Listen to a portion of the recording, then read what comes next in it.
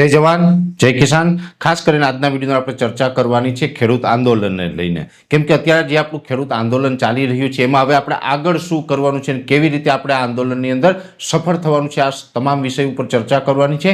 સૌપ્રથમ તો આપણે એ જણાવી દો કે આપણે વારે વારે એક વાત કરી ચૂક્યા છીએ કે આપણે બે પગથિયા ચડ્યા છે। પહેલું પગથિયું ચડ્યા હતા જૂનાગઢ કલેક્ટર કચેરી ખાતે અને બીજું પગથિયું ચડ્યા છે ગાંધીનગર કૃષિ ભવનની અંદર કૃષિ મંત્રીની સાથે રૂબરૂ બેસીને। પહેલી વાત તો એ છે કે આમ તો આપણે કૃષિ મંત્રીને જે મળ્યા છે એટલે કે આપણા જે ખેડૂતનો મુદ્દો હતો અને ગુજરાતના ખેડૂતનો મુદ્દો હોય તો સ્વાભાવિક રીતે ગુજરાતના જે કૃષિ મંત્રી હોય એની સાથે જ આપણે બેસીને ચર્ચા કરવી પડે। માની લઈએ કે આપણે રાજસ્થાન હોય, પંજાબ હોય કે પશ્ચિમ બંગાળ હોય, યુપી હોય, મહારાષ્ટ્ર હોય કે પાકિસ્તાનના કૃષિ મંત્રીની સમક્ષ બેઠક કરીએ તો એનાથી આપણો મુદ્દો સોલ્વ ન થાય। આપણો મુદ્દો સોલ્વ કરાવવો હોય તો આપણે ગુજરાતના કૃષિ મંત્રીની સાથે જ ચર્ચા કરવી પડે અને એટલા માટે આપણે બધાએ ગુજરાતના કૃષિ મંત્રી સાથે ચર્ચા કરી છે। હવે અહીંયા આપણે જોવાનું છે, જોકે અત્યારે આપણે આંદોલન ચાલી રહ્યું છે આમાં ઘણા બધા વિઘ્ન આવશે। સારા કામમાં 100 વિઘ્ન હોય। ઘણા બધા લોકો છે અત્યારે આંદોલન તોડવાનો પણ પ્રયત્ન કરી રહ્યા છે। એમાં પછી કોઈ રાજકીય માણસો પણ હશે, કોઈ બિન રાજકીય માણસો હોય કે XYZ જે હોય એનાથી આપણે કોઈ લેવા દેવા નથી, પણ એક ચોક્કસથી છે કે ક્યાંય ને ક્યાંય અમુક લોકો છે આંદોલનને તોડવાનો પ્રયત્ન કરશે, અમારી સમિતિને અથવા વ્યક્તિગત મને પણ ક્યાંય ને ક્યાંય ડેમેજ કરવાનો પ્રયત્ન કરશે। પણ એટલું તમારે બધાએ વિશ્વાસ રાખવાનો છે, કદાચ સૂર્ય ઉગવાનું ભૂલશે પણ આપણે જે આ આંદોલનના 3 મુદ્દા લઈને નીકળ્યા છે એની અંદર આપણી પાછી પાની નથી થવાની અને આપણે ધમખમથી લડવાના છે। કેવી રીતે લડવાના છે એ બતાવું કે હવે આપણે ત્રીજું પગથિયું ચડવાનું છે, કેમ કે પહેલું પગથિયું ચડ્યા છે જૂનાગઢ, બીજું ગાંધીનગર। હવે આપણે જે ત્રીજું પગથિયું ચડવાનું થશે એ પણ ગાંધીનગરમાં જ થશે અને કેવી રીતે થશે? સૌપ્રથમ તો આ આખી જે આપણી કિસાન સહકાર સમિતિ છે એની હવે આગળ ઉપરની જે રણનીતિ છે હું આપને જણાવી દઉં। પહેલી વાત તો એ છે કે અત્યારે જે કિસાન સહકાર સમિતિ છે એની અંદર જોડાયેલા તમામ જે સભ્યો છે એ બધા જ એક સરખા સામાન્ય સભ્ય છે। આપણી સમિતિની અંદર કોઈ પ્રમુખ અથવા તો કોઈ ઉપપ્રમુખ અથવા તો કોઈ મંત્રી કે વગેરે કોઈ જ પાસે કોઈ જ પ્રકારનો હોદ્દો નથી, પછી હું હોય કે અન્ય વ્યક્તિ હોય, બધા જ એક સરખા છે અને સમિતિની અંદર જે પણ નિર્ણય લેવામાં આવે છે એ સમિતિના જે સભ્યો હોય એની મિટિંગ થાય ત્યારે સર્વાનુમતે અને એમાં બહુમતીમાં જે નિર્ણય કરવાની વાત આવે એ બહુમતી જેની અંદર થાય એ જ નિર્ણય આપણે કરતા હોય છે। એટલે એ પ્રકારે આ સમિતિ ચાલે છે। બીજો નિયમ એ છે કે આ સમિતિની અંદર કોઈ પણ જોડાઈ શકે છે, પણ આ સમિતિમાં જોડાવા માટે થઈને અમુક નિયમ રાખેલા છે। નિયમ એ છે, પહેલો નિયમ તો એ કે તમે ખેડૂત હોવા જોઈએ। એ પછી હું હોય કે અત્યારે જોડાયેલા વ્યક્તિ હોય કે હવે આગળના સમયમાં કોઈ જોડાશે એ વ્યક્તિ હોય, કોઈ પણ વ્યક્તિ હોય જે વ્યક્તિ ખેડૂત નથી એ ના જોડાઈ શકે। હા, એક વાત અલગ છે કે તમારા મમ્મી અથવા તો પપ્પાના નામે જમીન હોય અને ભવિષ્યમાં તમે એના વારસદાર હોય તો તમે જોડાઈ શકો, પણ જેની ખાનદાનમાં કોઈ પાસે 1 વીઘો કે 1 ઇંચ પણ ખેતીની જમીન નથી એવા લોકો આ સમિતિમાં ન જોડાઈ શકે। બીજો મુદ્દો એ છે કે તમે કોઈ રાજકીય પાર્ટીની અંદર હોદ્દો ધરાવતા હોય તો એવા લોકો પણ આમાં ન જોડાઈ શકે। પછી કોઈ પણ રાજકીય પાર્ટીમાં હોય, રાજકીય પાર્ટી સાથે જોડાયેલા હોય એવા લોકોને આપણા એ હોદ્દો નથી આવતા। બીજા નંબરમાં ભવિષ્યમાં પણ આ સમિતિનો કોઈ પણ મેમ્બર છે અન્ય પાર્ટીની અંદર રાજકીય પદ ઉપર જશે તો ઓટોમેટિક આ સમિતિમાંથી બાકાત થઈ જશે, કેમ કે રાજકીય લોકોને આ સમિતિમાં રાખવાના નથી। કોઈ વ્યક્તિ છે એ કોઈ પણ પાર્ટીમાંથી ચૂંટણી લડશે તો પણ ઓટોમેટિક આ સમિતિમાંથી બહાર થઈ જશે, કેમ કે આ સમિતિ છે બિલકુલ ખેડૂતો માટેની છે અને ખેડૂતોના હિતના કામ કરવા માટેની છે। બીજી વાત એ છે કે આ સમિતિ જે છે એની અંદર કોઈ પણ બીજી અન્ય કિસાનો માટે કામ કરતી સમિતિ હોય એને સમર્થન આપવું હોય તો વેલકમ। અમારી જે કિસાન સહકાર સમિતિ છે એને તમે સમર્થન આપી શકો। આ જે 3 મુદ્દા છે ખેડૂતોના, આ લડાઈમાં તમે પણ સહભાગી બની શકો છો, એટલે બધા માટે વેલકમ છે।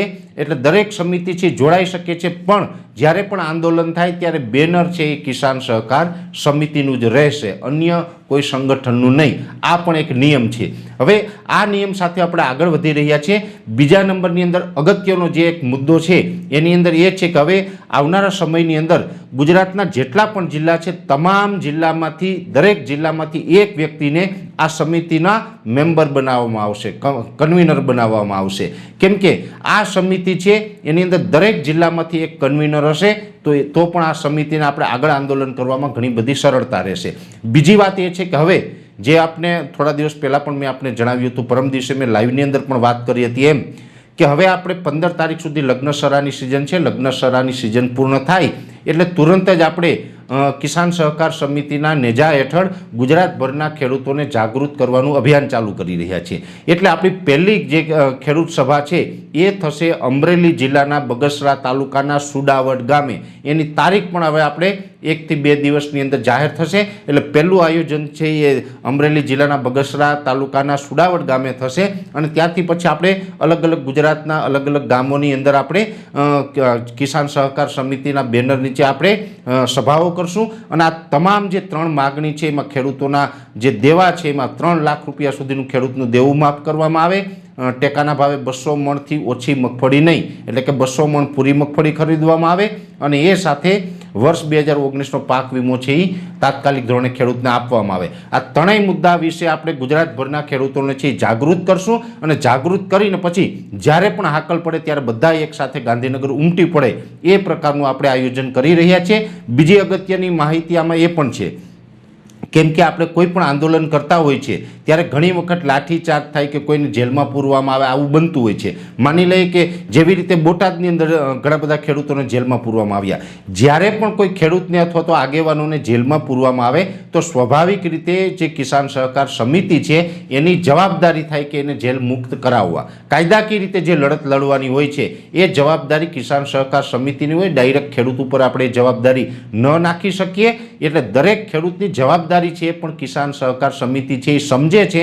એટલા માટે આપણે વકીલોની ટીમની પણ જરૂર છે. જે વકીલ છે હાઈકોર્ટ સુધીના કેસ લડતા હોય એવા વકીલોની પણ જરૂર છે.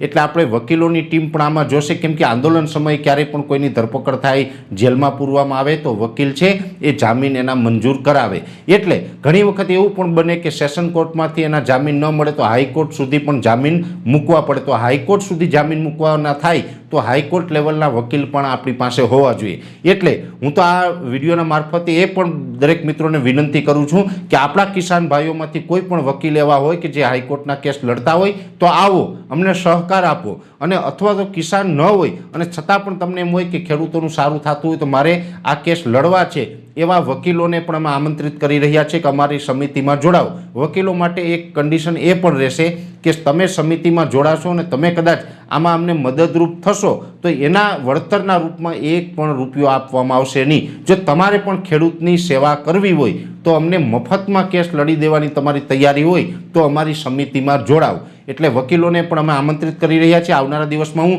અનેક હાઈકોર્ટ લેવલના વકીલ છે એનો સંપર્ક પણ કરીશ, એને મળીશ અને એ લોકોને પણ હું આગ્રહ કરીશ કે અમારી સમિતિમાં જોડાવ અને સમિતિને તમે મદદરૂપ થાવ ને ખેડૂતોને ન્યાય અપાવવાની લડત છે એમાં તમે યોગદાન આપો. બીજી પણ ગુજરાતની અંદર અસંખ્ય જે કિસાન માટેની જે સમિતિઓ છે, જે ખેડૂતો માટે સારા કામો કરે છે, આંદોલનો કરે છે વગેરે, એ તમામ સમિતિને પણ આપણે આમંત્રિત કરી રહ્યા છીએ કે તમે આવો. મારા વિડીયોના મારફતે તમને આમંત્રણ મળતું હોય તો પણ તમે રૂબરૂ મળ્યા તુલે સમજીને તમે સમિતિને સહયોગ આપો. નહીંતર અમે આવનારા દિવસની અંદર રૂબરૂ પણ તમને આમંત્રણ આપવા આવશું. રૂબરૂ આમંત્રણ આપીને પણ કહેશું કે આ સમિતિને તમે સહયોગ આપો. બધી કિસાન સહકાર સમિતિને બધા જ લોકો છે એ સહકાર આપો અને આ 3 મુદ્દા છે એના ઉપર લડીશું. આની અંદર લીડર કોઈ નથી, હું પણ નહીં કે અન્ય પણ નહીં.